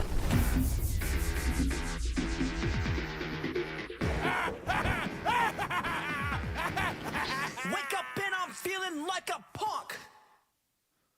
Yeah, I mean, look, I don't have any problem with the Borderlands whatever. The Borderlands formula. I don't. But this doesn't do anything for me. This doesn't do anything to tell me what this game has done that's different And I see you guys in the comments, right? Like, this is exactly what I'm talking about. These studios need to understand that just putting out the next game in a series that we have been playing for a decade plus does not do it anymore. There are too many good studios out there doing good games that something like this, I'm not going to say it's going to flop, right? There's content creators who make their entire livelihood making Borderlands content still to this day. I don't know how, but they do. But there's nothing here that's like, okay, oh, this is different. And that's what I think a developer like Gearbox should be trying to do, is bringing either players who are no longer interested in Borderlands back into the fold, or enticing the next generation of players that have never played a Borderlands game. They're not doing either thing here. It's just a hype video. That's all it is, which I find to be just crazy. I mean, thank God it's not an Epic exclusive anymore, because for a time, all their games were only Epic exclusives and nobody wanted to play them, right? Because nobody wants to be on the Epic platform. But I don't know, man. Like, Borderlands very clearly, like, I'm not saying that the Borderlands IP is dead in the water. No, it's not. Like, Borderlands is still really good. There's a lot they could do with it, but this might be a leadership decision more than anything else. Yeah, I think that's it, District. They're cashing in on the name ID, and that's it. And that's sad. And we should call them on that bullshit, quite honestly. Like, you have a really iconic IP that changed the way, looter shooters really are in the modern sense. And, it's just another iteration of the game. And they've already done, to their credit, they've already tried to bust outside of the mold, right? They did Tiny Tina's Wonderlands. They've done a few different, like, Borderlands in between in the mainline series where they've tried to do different things. And they're fun, but it's still not enough to say, hey, you've taken your formula that has been so successful for you, and you're now flipping it on its head. I don't know. I just think Gearbox can do more. I think Gearbox can do more. I think Gearbox can do better. That's honestly where I kind of come down on this one. So anyways, it is coming out. What was the date? If you're interested in it, September 23rd, 2025. So we've got a little ways to go for this one. And okay, maybe that's an excuse for not putting out a more thorough, I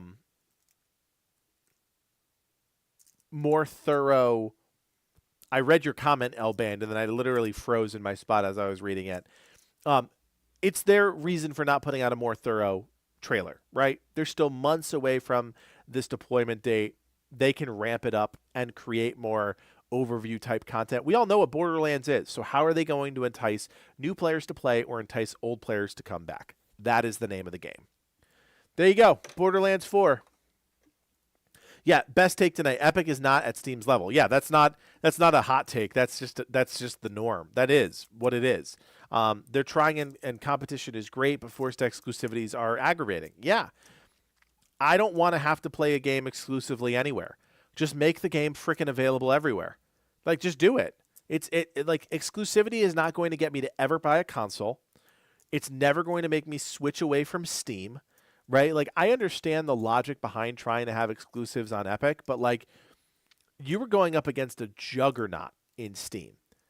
And I'm not saying that juggernauts should not be taken to task, right? You're right. Competition is good, but at the end of the day, Steam, for the most part, is beloved as a platform.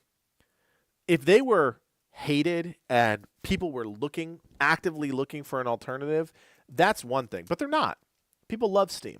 People love using the Steam platform. I don't know if developers love Steam because they take a big cut. That's something. But yeah, no, if I can help it, I am never using Epic. Another game that we really loved, I really loved, Darkest Dungeon 2. Darkest Dungeon 2 was an Epic exclusive when it launched in early access. I think that killed its initial traction. And now that game is on Steam now, and that's great. Everybody can play it. I love that. But, like, it's not the same. It's definitely not the same. All right, we're going to jump into the next one here. Shinobi Art of Vengeance. Another game I do not know. Sean John, thank you for posting this one. This is a Sega game. We'll jump into full-blown mode here. And let's see what this one's all about. Art of Vengeance. Shinobi Art of Vengeance. Here we go. Forged to unleash vengeance. Oh, More than a from the weapon. developers of Streets of Rage. Okay, I know what we're about to see. Oh shit, that's kind of cool. No obstacle can stand in their way.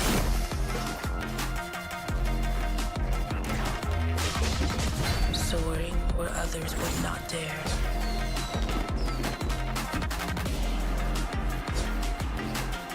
Striking with lethal precision. I don't know who did this VO, but it's pretty funny. Does not fit.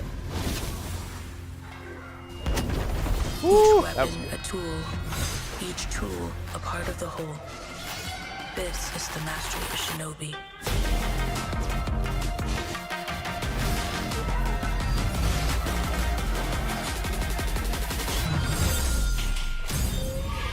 The legend continues. Dang. Yeah, I mean, look, I have a huge soft spot for side scrollers. I really do. Some of my favorite games of all times are Metroidvania side scrollers. So, I think of Ori and the Will of the Wisps, Hollow Knight, games like that. This is not a Metroidvania as far as I can tell. This is an action side scroller. So constantly moving forward in one direction. Not exploration is not a key tenet of the game, which is okay. I'm not saying that's not that it has to be, but very clearly this game is putting all of its stock on the action.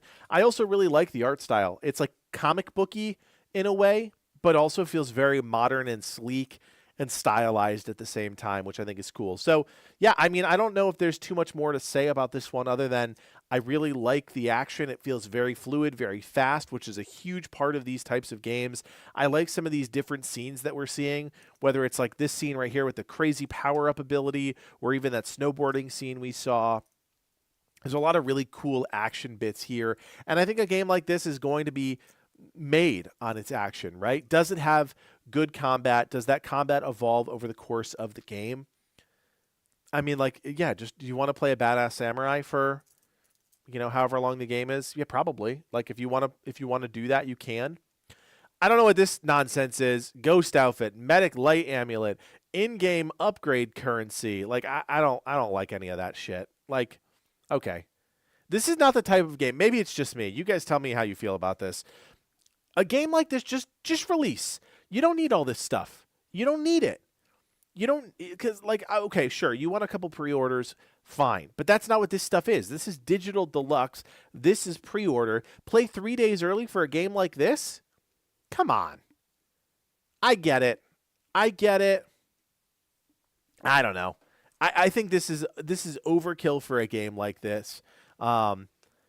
And I think you have to know the gaming audience, right? Like, again, if this was Fable, actually a game like Fable probably should definitely stay away from something like this. With such like historic name ID, a game that people have been chomping at the bit to play, yeah, absolutely stay the heck away from this. But I'm just thinking, like, this is not an A tier game. It's not a B tier game. Like, maybe it's a C tier or a D tier game. Most people don't know this game is coming out, right? Like, I don't think anybody other than diehards of this genre or this, series, because obviously it's the second one, know that this is coming out. Don't do all of this stuff, because you just push away people who are might be interested in the game because they see this. This looks like just gross monetization of a game that doesn't need it. Is it worth it for the extra $10? I don't know. Cool looking game. I don't like this monetization for a game of this size and caliber, but it is what it is. All right, moving on. Here we go, guys. Lies of P Overture. I am super excited to watch this one down with you guys. I did not watch this because I wanted to do it on stream with you guys. I played through Lies of P. We reviewed it on the channel. Had a lot of fun with it. It is a very difficult Souls-like game. I think it's one of the more difficult Souls-like games out there. It puts a premium on the parry. If you are not a parrier, then you are going to struggle with Lies of P.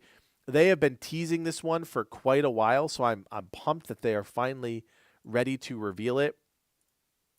And yeah, like I said, I haven't watched it down yet, so I'm excited to watch it down with you guys. Lies of P Overture.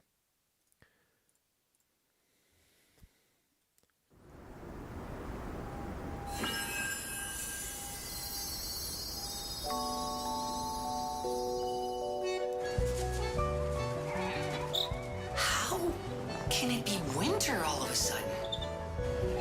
I'm sorry. You want to know the year? What a pleasure to meet a stalker worthy of the name. It's been far, far too long. Oh, my forever friend. Help me to hold your hand and dance. You're not the puppet I was expecting. Who are you? She was looking for someone. Legendary. She stepped up only because no one else could.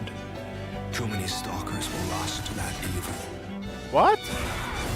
I don't know what mechanic that was. That was kind of cool. Ooh, a bow? What?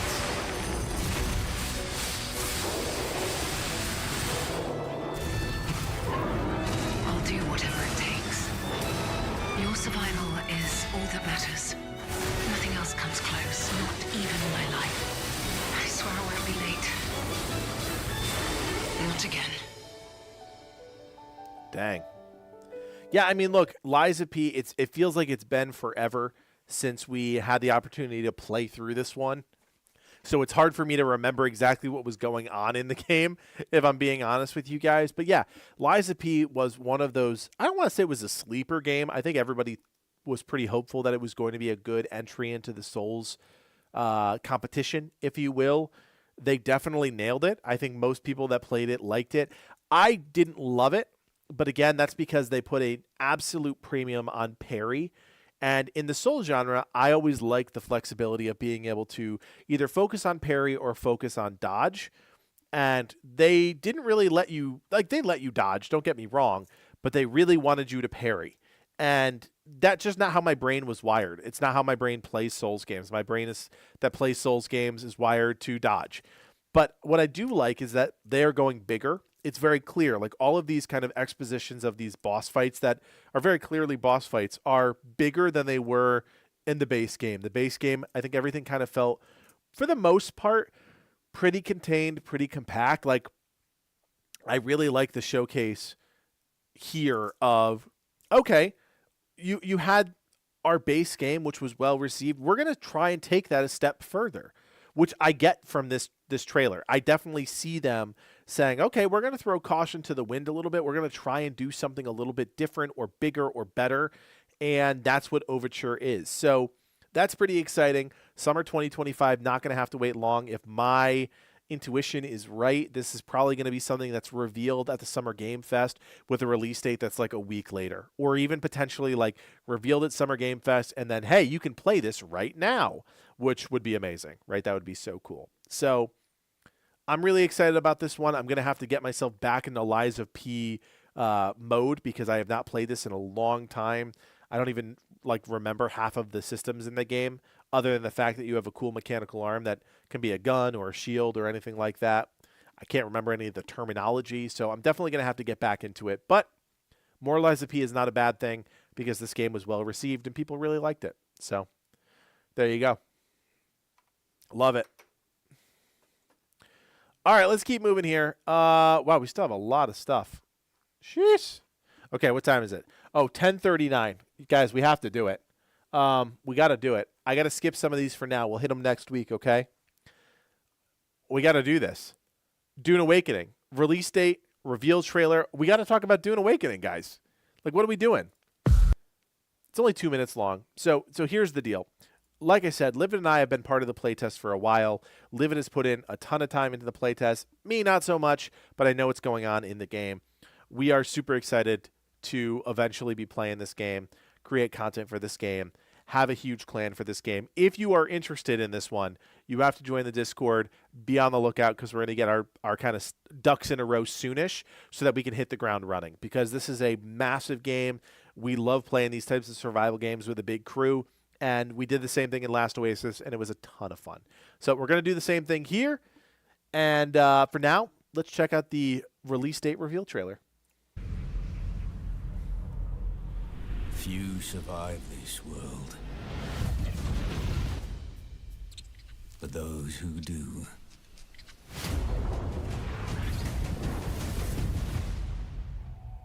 awaken.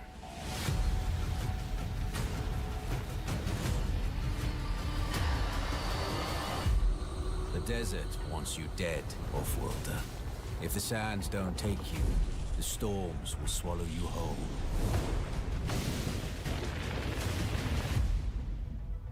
But you don't have to walk this path alone. In every danger, there is opportunity. The foundation of something greater.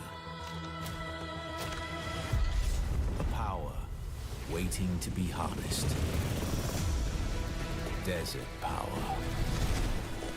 Some claim to rule this planet. But Arrakis is yours to explore. To fight for. To conquer.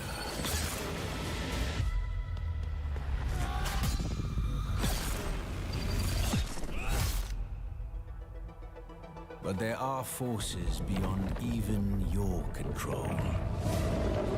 Look at that bad boy. May 20th. Let's go. God, that's like right around the corner, guys. It's crazy. Master Arrakis. And it will open your mind. This is your path to awakening.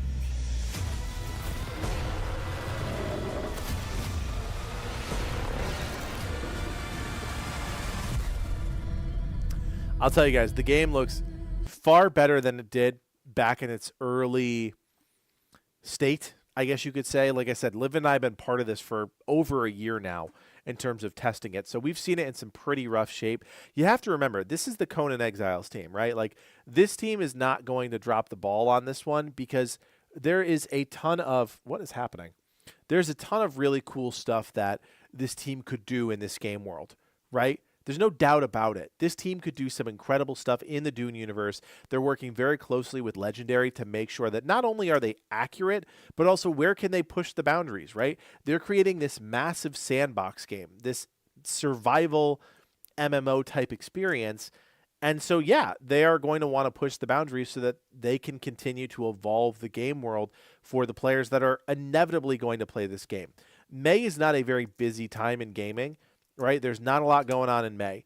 I think this game is going to hit that perfect storm that we've talked about before on the channel, where a game manages to strike at the perfect time where players are bored of their guilty pleasure games. They're looking for something interesting, and survival games as a whole just do really well in that space. Whenever there is a new survival game, especially a free one, which I don't think this is going to be free, but especially when there is a new survival game, the masses just flock. They do. That's just the way it is. So I'm really excited about this. I think the game is looking far better than it has in the past. The action looks crisper. The graphics look better. The animations look better. I am still very interested to see how some of the PvP elements come together. I think that is really the key. Livid's talked about the PvE stuff before with me. You know, you go around, you explore, you do lots of points of interest. You've got your weapons, you've got your blades, and yeah, all of the things that you'd expect to see in a Dune game. But then how does it all come together for the clan stuff, right? Like, how do you go into the deep desert and harvest spice with your team, but then you're exposed to the PvP elements of it? We haven't had a chance to test any of that, and that's what I honestly think the core gameplay, or at least at its best version, that's when it's going to be the most exciting, is when all of those pieces come together. I don't know if they're going to get that right at launch, right? There's a lot of factors to consider when you've got this kind of massive world survival game, and there's a balancing component to it. But again, they have experience in this space, and that gives me some hope, right? If they didn't have experience in this space, then I would be worried. But because they've done Conan Exiles, because they have a lot of reps under their belt, I'm definitely more confident that they're going to be able to figure this out. It might not be instantly. It might be over the course of months, but like that's okay because that's kind of the life cycle of survival games, especially persistent world ones where you're bringing hundreds, if not thousands, of players together. Super excited that this is coming out in May. I don't know if you guys caught this at the end, but there is a character creator. There you go. Hold on, I'll get it. Character creator and benchmark mode on Steam right now that you guys can check out. So if this is the type of game that you want to play, like I said, we are going to be playing this game. We will have a massive clan for this game. So keep an eye on our Discord if you do not already, because we're going to set up some new channels, get everybody kind of in the same place so that when the game does go live, we can hit the ground running. Super excited about that one. All right, I think we got time for one more. Yeah, maybe two more. L-Band, you posted this one. Moroy? It's a really hard word to say. Morai. Oh, that's an A. Is that supposed to be an A or an O? I don't know. It doesn't matter. No, it's Moro. Moroy. Anyways, I am very excited about this one. There are some games where I just see the cover of it, and I'm like, oh, that's kind of interesting.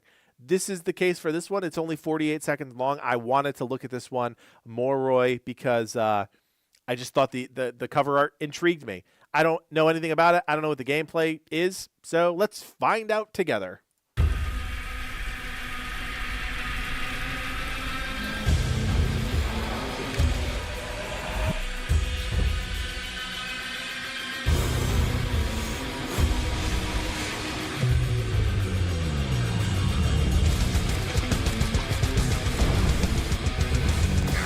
I don't know what's happening.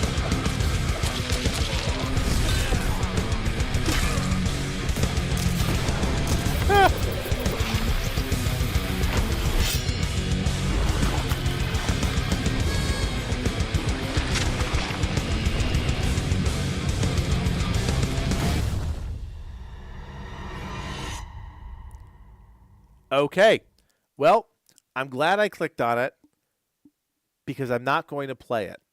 I'll just tell you guys that right now. This is weird, man. Like, I love Dark Fantasy, don't get me wrong, but Dark Fantasy has to be supported by goodness.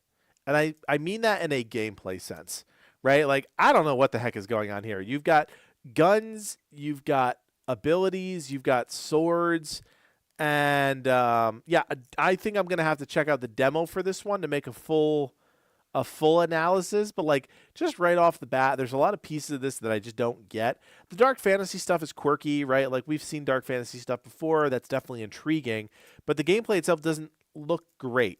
You know, that top-down isometric perspective is really challenging to master, and when you see it done wrong, it's almost immediately recognizable. You can see the jank. You can see a little bit of the rigidity of the animations and just like the lack of, what is it? All of the pieces are not coming together in this trailer for me, but there's a demo out. So if this is the type of game that you might be interested in because you like playing those games that are off the beaten trail, Moroy has a demo out. You can check it out. Who knows? Maybe it's great, right? I don't want to judge a book by its cover, but that's what we're doing.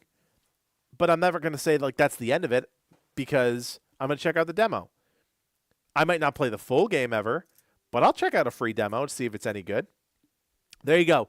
Moroy on Steam, wishlisted now. The demo is out. That's what I meant to say. Wishlisted now. That's up to you. But the demo is out now. You can check that one out. Weird game. All right. Let's do one more. I got to always rep my boy Livid. Whenever my boy Livid posts something, of course I have to check it out. Machine Mind, a unique take on RTS. Fun fact, Livid and I are both lovers of the RTS genre. And so, still waiting for the RTS genre to come back to life. It's a little dead right now. Maybe Machine Mind will change all of that. Let's find out. Oh, you're building up like a mobile base, and then you blow up.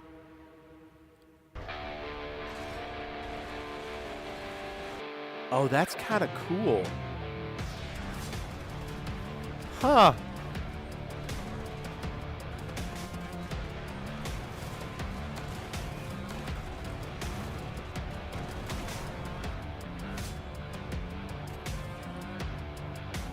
Yeah. I like that. That's really cool.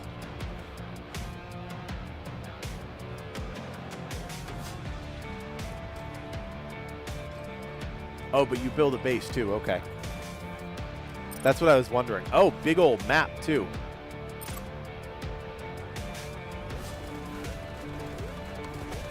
Huh.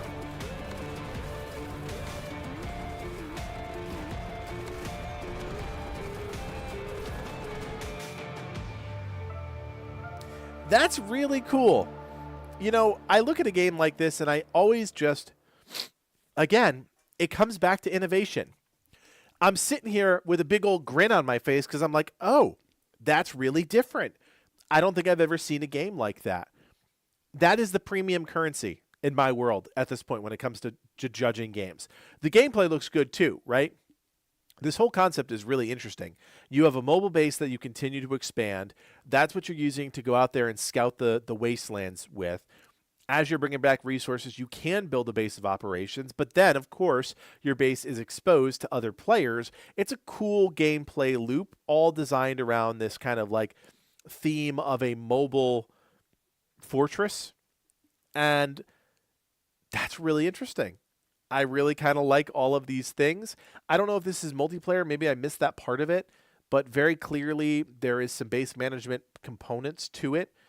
But also, yeah, here's the real-time strategy stuff. I don't know how much active managing you're doing, right? The real-time strategy genre, for the most part, you're either macro or micro managing. It feels like in a situation where your base is under attack, like if your fortress can fend off the attackers, awesome. If it can't, you're screwed. That's kind of it. I would love to see how that plays out in real time, just based on like everything that I'm seeing here for the first time, because I think it could be really cool. Again, I don't think it's going to be a massive game, but I think it could be a really fun, quick little side play, you know, as you're waiting for another big game. There's some cool concepts here, and yeah, I got nothing else to say. It's a cool game, cool concept. I might have to check this one out. I think that's the bottom line. All right, guys, it's late. I'm super pumped to be back with you for another stream this week. We will have, of course, another stream next Sunday. We've got a lot of cool stuff. For those of you that are interested in Monster Hunter Wilds, the embargo for those reviews is the 24th, which is tomorrow. So you guys can keep an eye out for that. Of course, the game goes live on the 28th. Like I said, we will not be reviewing that game. We did not get access to it. We're going to be playing Split Fiction, Expedition 33, both games in our queue right now. We're playing through them. And yeah, we'll be back here next Sunday. Remember to keep posting your videos, your articles, your whatever to the subreddit. And of course, if you haven't done so already, reminder, we have a producer spot open on the channel. If you're interested in that, we posted something in our Discord. There's also a post on our YouTube channel about that application. You can learn a little bit more about the job. You can shoot me an email if you have any questions. Super excited to bring somebody else into the fold, potentially to work with myself, Livid, and the editors. But yeah, all good things coming, guys. Busy week of gaming coming up with Monster Hunter and other things. And we'll see you next Sunday. That's all I got. As always, my name is Kodiak. Thank you so much for watching. Play on, and have a good one, guys. Take care.